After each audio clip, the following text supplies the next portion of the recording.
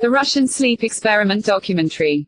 Russian researchers in the late 1940s kept 5 people awake for 15 days using an experimental gas-based stimulant.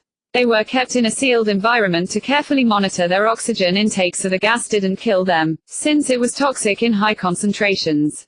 This was before closed-circuit cameras, so they had only microphones and 5-inch thick glass porthole-sized windows into the chamber to monitor them.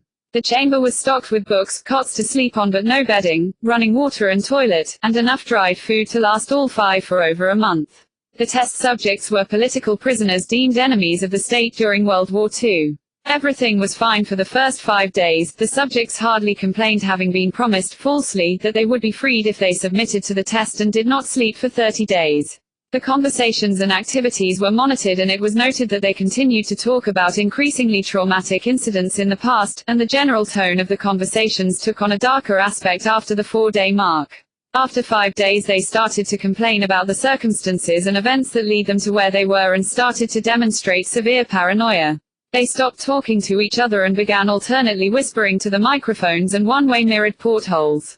Oddly, they all seemed to think they could win the trust of the experimenters by turning over the comrades, the other subjects in captivity with them. At first the researchers suspected this was an effect of the gas itself. After 9 days the first of them started screaming. He ran the length of the chamber repeatedly yelling at the top of his lungs for 3 hours straight. He continued attempting to scream but was only able to produce occasional squeaks.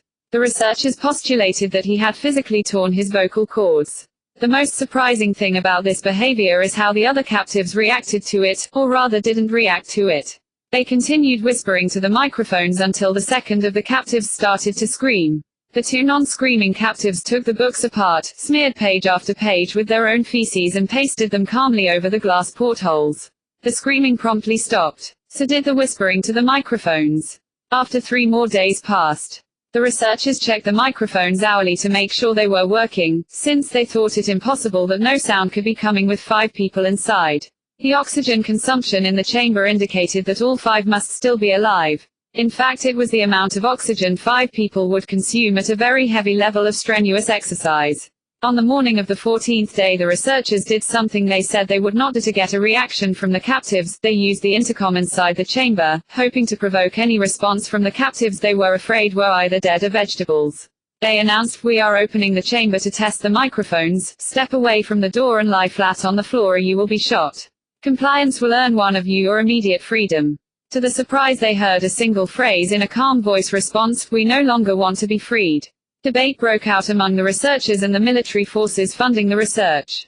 Unable to provoke any more response using the intercom, it was finally decided to open the chamber at midnight on the 15th day. The chamber was flushed of the stimulant gas and filled with fresh air, and immediately voices from the microphones began to object. 3 different voices began begging, as if pleading for the life of loved ones, to turn the gas back on. The chamber was opened and soldiers sent in to retrieve the test subjects. They began to scream louder than ever, and so did the soldiers when they saw what was inside. 4 of the 5 subjects